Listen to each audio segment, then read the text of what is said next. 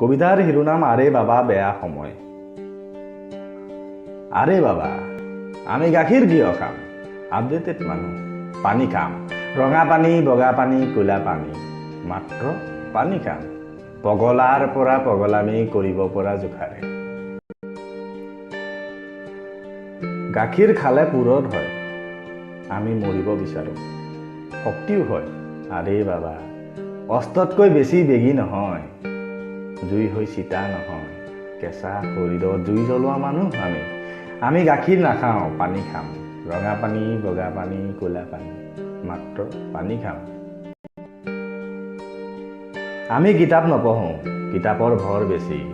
আৰে ভাই পকেটত গুগলটো আছেতো, নহ'ব জ্ঞানৰ অনুভূতিবোৰ কোনে দিব সুমুৱাই। পদূলিয়ে পদূলিয়ে জ্ঞানৰ দোকান, এহাতে পইচা সিহাতে শিক্ষা।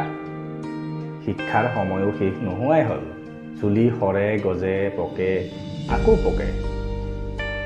ইয়াতো জ্ঞানীজনো আছে পণ্ডিতো।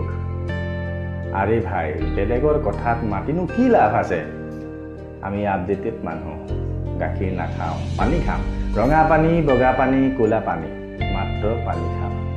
ধন্যবাদ।